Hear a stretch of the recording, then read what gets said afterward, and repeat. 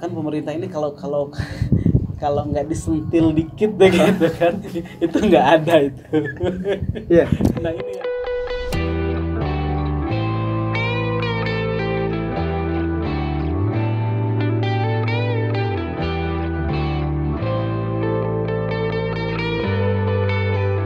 Kondisi seperti ini kalau tidak salah di Kabandungan ini bukan hanya sekali, Bang. Betul. Sebelumnya sempat ada gempa kalau Iya. tidak salah. Dan itu luar biasa juga kondisinya. Nah, ini ke depan kira-kira nih, apakah memang ini harus menjadi semacam concern juga, misalnya dari tataran pemerintah yang paling grassroots misalnya, Bang, kayak di desa dan segala macam, misalnya kayak apa ya? Ada semacam alokasi dana khusus misalnya untuk penanganan bencana di sini atau seperti apa? Kira-kira menurut Abang gimana, Bang? Idealnya memang harus ada ya, idealnya. Apalagi betul tadi disampaikan bahwa 9 bulan lalu kita mengalami musibah luar 9 biasa. bulan lalu ya? 9 bulan lalu kita mengalami musibah luar biasa, itu gempa. Dan itu kerugian materialnya cukup besar gitu. Setelah itu sebelumnya saya lupa lah 2 tahun lalu kemudian ada juga ya, itu kebakaran juga sama. Oh iya benar-benar terlalu jauh dari lokasi dari sini. Ke arah sana kalau nggak salah. Betul. Kita masih dininamubukan dari penanganan. Kalau dilihat lebih luas, Kecamatan Kabandungan sendiri kan bencana itu terus-terusan ya. Beberapa bulan yang lalu terjadi puting beliung. Masih di Kecamatan Kabandungan, Pak, jangan salah. Tugu Bandung. Di Tugu Bandung. Itu kan satu kecamatan gitu ya. 2018 itu gempa pernah terjadi juga. Gempa juga Di Kecamatan ya salah satu wilayah oh iya benar-benar yang oke. Kecamatan Kabandungan juga. Tapi ini tidak menjadi fokus perhatian khusus bagi stakeholder yang ada di sekitar ini. Tadi katakanlah pemerintah yang paling bawah ya di grassroots gitu. Padahal di sini pun ini kan ada satu perusahaan besar ya, skalanya internasional sebetulnya luar biasa gitu ya. Ada Star Energy gitu. Pasca bencana kemarin saya sempat sedikit berbincang dengan PJPA. PJPA atau apalah sih istilahnya saya, tapi humas lah semacam begitu. Memang sebetulnya ada alokasi dana untuk penanganan itu. Kalau kita mengakses dari CSR perusahaan-perusahaan besar. Cuman bagaimana pemanfaatannya? Nah ini kita yang bingung sebetulnya. Walaupun saya secara pribadi sangat setuju kalau memang pemerintah daerah sendiri melalui DAK dan alokasi khusus atau dana desa itu mengalokasikan dana untuk penanganan. Ini sangat penting karena ya secara geografis di daerah sini memang daerah rawan bencana begitu, daerah rawan bencana. Dilihat dari beberapa kejadian yang pernah terjadi begitu. Tidak melulu kita pemerintah desa itu konsentrasi dalam pembangunan infrastruktur di infrastruktur. Justru lucu gitu. Apalagi kejadian-kejadian begini itu kan sebetulnya sangat bisa diprediksi. Oke. Karena kejadian itu rata-rata awal tahun, Pak. Kenapa tuh, Bang? Akhir tahun awal tahun. Kalau alam itu kita nggak bisa ya. Cuman mungkin teman-teman yang tahu nanti komen, Bang ya. Boleh komen. Karena memang kejadiannya dulu gempa 9 bulan lalu itu di bulan Maret ya. Di bulan 10 Maret saya masih ingat sekali. Oh iya. Gitu. Saya masih di Jakarta waktu itu. Terus kemarin pas kebakaran sebelumnya itu antara Desember tahun berapa tahun belakang gitu ya. Hari ini pun dari akhir tahun lagi. Artinya memang ya sebetulnya sih kalau dilihat dari apa namanya cuaca ya mungkin ya. Ya wajar lah gitu kan. Apalagi kalau kayak gempa segala macam itu kan mulai hujan gitu dan kan sih. Mungkin kan ada ini juga apa namanya instansi terkait dong menyoal itu. Betul. Nah saya kemarin sempat komunikasi dengan teman-teman di Tagana. Memang kan pemerintah ini kalau nggak disentil dikit deh gitu kan itu nggak ada itu. Nah ini yang perlu kita perhatikan. Ini kan maksudnya bukan apa-apa juga kan, toh haknya. Betul. Alokasinya memang harus ada juga dan jangan sampai nggak sustain kan. Betul. Harus terus berkelanjutan. Kalau nggak salah kita waktu kemarin ngobrol juga kan di level kayak semacam desa itu kan ada juga kan tagananya gitu. Betul. Kan segala macam Ada. Berarti kan sebenarnya secara instrumen sudah ada dong. Betul. Memang tadi lah ya, bicara tentang pemerintah itu kan selalu berbicara tentang regulasi. Oh iya. Ini yang menjadi persoalan sebetulnya. Terus kesadaran bagaimana menjalankan regulasi yang ada itu. Semua orang, saya yakin sepakat semua orang itu tidak pernah ingin ada bencana gitu. Walaupun ketika saya ngobrol dengan teman-teman di Tagana itu, dengan BPBD itu kan sebetulnya ada 3 fase yang harus disiapkan oleh kita, oleh siapapun itu, bukan hanya oleh lembaga, tapi oleh kita secara pribadi. Yang pertama adalah bagaimana kita harus siap di prabencana. Di prabencananya. Prabencana itu artinya bagaimana kita meminimalisir supaya bencana itu terjadi. Oke. Ya kan? Yang kedua adalah penanganan. Nah, penanganan ini bagaimana supaya bencana ini tidak terlalu lebar, tidak terlalu meluas. Ya, katakan kalau kebakaran, kalau ada satu rumah terbakar, ya harus satu rumah saja yang dikorbankan supaya tidak melebar ke yang lain. Ya. Terus ketiga adalah pasca bencana. Ini pasca bencana ini kalau 2 tahapan pertama ini bisa diselesaikan dengan baik, maka pasca bencananya tidak akan terlalu berat. Oke. Tetapi kalau 2 poin pertama ini tidak terlewati begitu saja, tidak dihandle dengan baik, ini pasca bencananya akan lebih rumit ya. Banyak tenaga dan akan lebih rumit begitu. Nah, ternyata di program BPD itu ada pelatihan. Ada. Bahkan ketika tadi ya saya singgung sedikit tentang perusahaan, itu pun ada. Nah, sehingga hari ini bagaimana masyarakat itu proaktif untuk mengakses pelatihan itu. Jadi kemarin saya lihat kebetulan ketika kebakaran saya ada di lokasi gitu, saya bantu orang ini banyak gitu, tapi lebih banyak nonton gitu.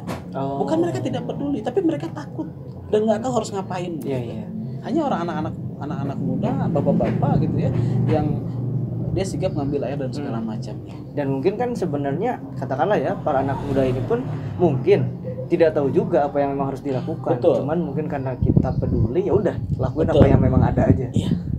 Ya saya lihat beberapa ya, termasuk bapak-bapak ya, kita nggak bisa memungkiri pada hadir, pada melihat dan juga membantu untuk penanganan dengan apa yang dia tahu saja, dengan apa yang dipikirkan saat itu. Karena memang tekanannya berbeda, Pak. Tekanan pertama adalah ada sisi ketakutan luar biasa, takut menjadi korban. Kedua, takut disalahkan juga. Kalau dia menggunakan barang yang sekiranya tidak nggak jelas juga gitu. Iya. Karena saya lihat kemarin tuh ada yang lempar pakai pot bunga, ada yang segala macam. Karena memang pikirnya ada tanah, api bisa mati dengan tanah begitu. Nah, ini kan dasarnya adalah pengetahuan yang minim tentang mitigasi bencana. Betul. Mungkin juga dalam kondisi seperti itu kan saya jadi tiba juga ngomongnya. Mungkin dalam kondisi seperti itu bisa juga kan kondisinya panik buying misalnya. Betul. Tepat. Segala macam. Mungkin akan lain kondisinya kalau misalnya semua elemen teredukasi, Bang. Betul. Nah, inilah yang penting, bagaimana mengedukasi masyarakat dalam mitigasi bencana. Untuk alat itu kan mudah saya bilang. Kalau saya lihat dan saya pernah ikut dalam pelatihan di mitigasi bencana itu untuk memadamkan ikut jadi peserta, Pak. Kebetulan memang disengaja, Bang. Dulu udah lama banget kebetulan. Kita dulu lagi senang-senangnya gitu ya. Kebetulan seperti itu untuk memadamkan api itu cukup mudah gitu. 1 bisa dengan pasir, kedua bisa dengan kain yang dibasahi air. Apalagi tadi kalau sumber api adalah bensin gitu ya. Ini kemarin tuh ada satu penanganan yang salah saya bilang. Karena ketika apinya di bensin itu disiram pakai air. Airnya melebar lah. Oh gitu, Bang ya? Begitu kondisinya. Tidak bisa disalahkan. Karena tadi sisi pengetahuan yang kurang. Ya mungkin ini bentuk evaluasi saja. Betul, bentuk evaluasi yang memang perlu disampaikan juga, bahwa ketika kita tahu dan kita berusaha untuk tidak panik, itu tidak akan berdampak terlalu besar dalam hal yang negatifnya gitu. Ya, mungkin tadi ya akan lain ketika misalnya masyarakatnya teredukasi. kemudian juga stakeholdernya responsif, Betul. dan juga misalnya kayak perusahaan terkait di sini juga aksesnya diberikan. Betul. Karena kan saya sempat ngedengar juga nih ada gejala prosedural kan. Iya. Ini menarik memang ya. Ketika bencana itu beberapa elemen masyarakat itu cukup naik Iya, pitam, betul, panas betul, gitu. betul. Karena dia panik, karena dia segala macam nyampur gitu ya. Karena Akhirnya mungkin dia ingin nolongin tapi dia tuh nggak tahu apa apa-apa nih? dia bingung. Gimana nih kita nih gitu kan? Iya, betul. Kebetulan ada Ya, di atas itu ini kan zona terdekat dengan perusahaan yang Star Energy. Di sana di Star Energy itu ada fire rescue. Walaupun yang kita pahami memang ya ketika itu memang turun ya, alhamdulillah memberikan bantuan juga untuk penanganan fire apapun untuk penanganan api. Walaupun memang dianggap lamban. Ya, tadi lagi-lagi bicara tentang prosedur. Sebetulnya saya secara pribadi tidak bisa menyalahkan ya. Karena memang perusahaan itu konsennya adalah bagaimana penanganan atau rescue di lingkup perusahaan saja. Konsennya memang di situ. Konsennya di sana. Jadi bonus aja. Ya. Hanya sisi kepedulian perusahaan. Sebenarnya saya bilang alhamdulillah perusahaan sudah peduli, sudah memberikan unit untuk dan personil untuk membantu penanganan kebakaran. Kalau bicara tentang prosedur, ya jelas gitu. Yang mereka di bawah, walaupun salah satu firewatch-nya itu tenaga pemadam itu adalah orang sini, mereka tetap di bawah aturan perusahaan. Tidak mungkin bergerak begitu saja. Walaupun tadi bicaranya adalah kemanusiaan. Perusahaan itu punya aturan tersendiri. Perusahaan itu punya aturan main yang tidak bisa dicampur adukan, tidak bisa dipengaruhi banyak hal gitu. Karena ya perusahaan apalagi besar ya, dia punya standar sendiri gitu. Nah, gejala dari emosi masyarakat yang memuncak gitu, sampai teriak musik belum bisa kalian mobilnya bakar gitu ya. Ini karena pengetahuan mereka juga. Dan mungkin aturan itu harus sama-sama maklum dong posisi. Betul, harus sama-sama maklum. Nah, tapi ternyata setelah saya telusuri perusahaan itu dia kalau diajak kerjasama dari awal, tadi mengakses masalah edukasi gitu ya, edukasi khusus di penanganan, di mitigasi bencana atau unit atau segala macam, itu mereka sanggup. Berarti katakanlah memang sebenarnya sangat bisa disinergikan. Sangat bisa disinergikan, Pak, betul. Permasalahannya sampai hari ini kenapa tidak sinergis? Nah, gitu. Oke. Ternyata apa tuh Bang masalahnya kira-kira Bang? Kalau sejauh ini nih, perusahaan itu harus kerjasama dengan lembaga.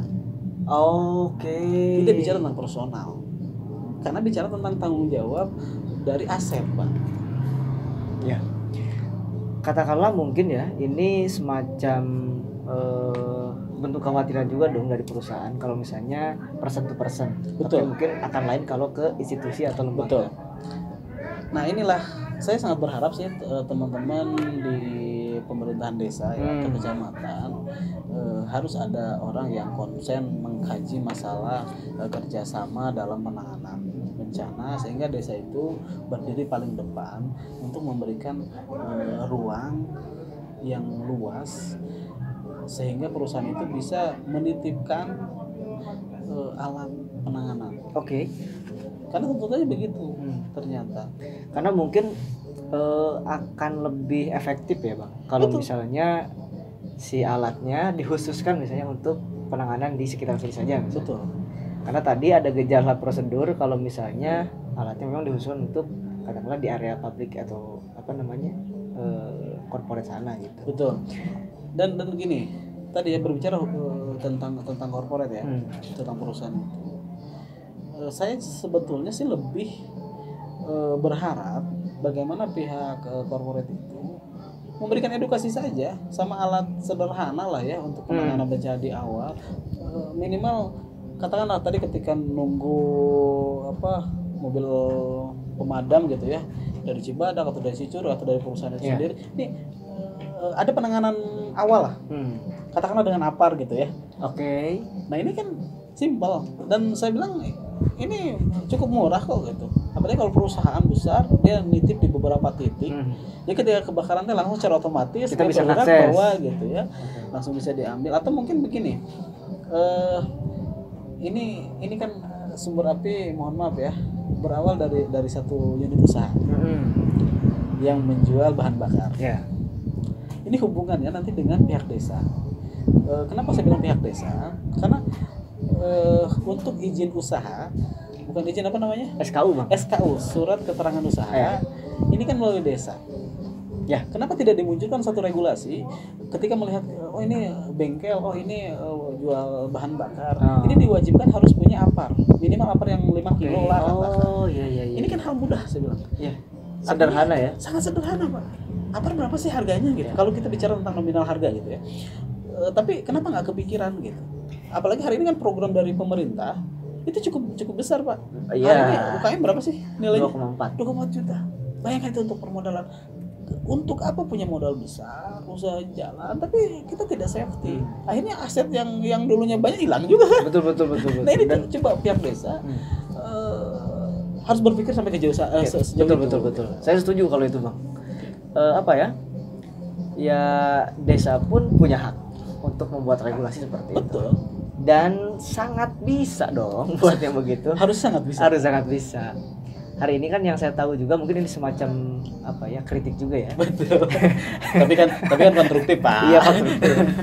Apa ya, bisa dibilang yang setahu saya bang, memang pembuatan SKU ini mudah sekali. Cukup mudah pak.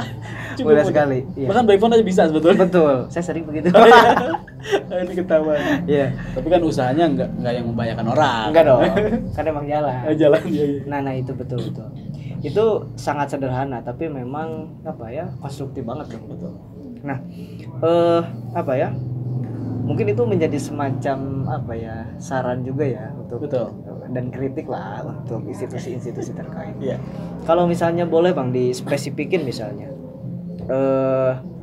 abang pengen ngucapin apa nih ke katakanlah teman-teman di luar sana yang sudah memberikan bantuan, kemudian juga para pemuda di sini yang sudah benar-benar inisiatif dan segala macam, apa bang kira-kira? Saya atas nama ketua posko, ketua relawan. Apa sih bahasanya ketua posko? Ngeri juga, nggak tahu juga ya. Ketua posko bilang sih. Ketua posko mengucapkan banyak terima kasih kepada teman-teman pemuda yang sudah ikut membantu dalam penanganan, baik itu ketika bencana dan pasca bencana, juga kepada masyarakat sini antusias untuk membantunya luar biasa begitu ya. Juga kepada para pemangku kebijakan di tingkat grassroots itu. Di awal Pak RW, Pak RT, Pak Kadus itu selalu ada di posko itu. Oh selalu ada memantau terus gitu, luar biasa. Terima kasih kami ucapkan. Juga kepada kepala desa, kepada pihak kecamatan Tagana, kepada pihak Polsek juga, alhamdulillah terima kasih. Dan juga satu lagi saya lupa nih, kepada teman-teman media yang sudah mengangkat berita ini, sehingga saya yakin dengan berkembangnya informasi sehingga bantuan pun bisa lebih banyak ke sini. Juga kepada semua orang yang ikut membantu, khususnya relawan, kemarin dari teman-teman dari aku gitu ya, dari aku bantuan logistik, bantuan fisik yang datang untuk beres informasi. Kepada teman-teman relawan lain, teman-teman LSM, OKP, dan ya saya nggak bisa sebutin satu-satu nih. Terima kasih. Karena memang saking banyak alhamdulillah. Terima kasih. Apa yang dilakukan teman-teman itu sangat menginspirasi kepada teman-teman anak-anak muda di sini, sehingga mereka juga jiwa sosialnya lebih terbangun. Juga pada perusahaan Star Energy yang lokasinya ya paling berapa kilometer dari sini gitu. Terima kasih atas bantuannya Pak, bantuan mobil pemadam kebakarannya dan juga bantuan logistiknya. Insyaallah ke depan anak-anak muda Cimanggu siap bersinergi dalam mengedukasi masyarakat urusan mitigasi bencana. Mohon disiapkan aja Pak. Dan kita siap mengawal juga nggak? Kita siap mengawal, siapkan juga programnya. Insyaallah kami berusaha sebaik mungkin untuk menjadi media perantaranya aja mungkin gitu ya. kalau memang butuh apa ya butuh tenaga kayak kita siap Ya. gitu. Ya kita sinergi aja lah. Betul. Kita siap bersinergi ya. Intinya itu. Jadi kita siap bersinergi untuk supaya bencana ini tidak terulang kembali, supaya bencana ini tidak merugikan Ya. masyarakat sekitar, dan juga supaya bencana ini kita sedikit kita kurangi lah ya gitu ya. Karena urusan bencana tadi ya saya bilang di awal itu tidak bisa ditahan, tapi bisa diantisipasi. Ya. Betul. Ada lagi Bang kira-kira? Mungkin itu saja. Saya juga ucapkan terima kasih kepada Hamil Talk yang sudah mengangkat tema ini luar biasa. Mudah-mudahan podcastnya lancar. Amin. Terima kasih, Bang. Subscribernya tambah banyak, tambah berkah. Bung Hamid menjadi salah satu orang yang menginspirasi saya untuk berbuat lebih baik dan bermanfaat untuk masyarakat. Khairun nas anfa'u linnas sudah dijalankan duluan oleh Kang Hamid. Gitu. Kalau teman-teman nanti yang mau komen, mangga atau mau ditunjukkan langsung ke saya juga boleh. Nanti silahkan di DM di IG saya di Rizal Elhaq 96. Nanti kalau ada hal-hal yang kurang enak ya, kurang berkenan gitu. Sekali lagi satu lagi untuk teman-teman di perusahaan ya, khususnya di perusahaan di Star Energy. Mari turun ke masyarakat, kita berdiskusi dengan kepala dingin untuk membahas supaya keberlangsungan korporat tetap baik dan juga masyarakat tetap sejahtera. Ya. Urusan kesejahteraan masyarakat itu adalah salah satu konsen yang harus ditanamkan dan dibangun oleh korporat. Oke. Terima kasih. Saya ucapkan terima kasih Bang sudah berkenan. Siap. Ini yang kedua kali. Kali. Meskipun ya mungkin nanti akan kita buat beberapa video. Siap, insyaallah. Saya juga terima kasih sudah diberikan informasi sebanyak-banyaknya terkait penanganan kebakaran di sini dari mulai awal sampai pasca recovery hari ini.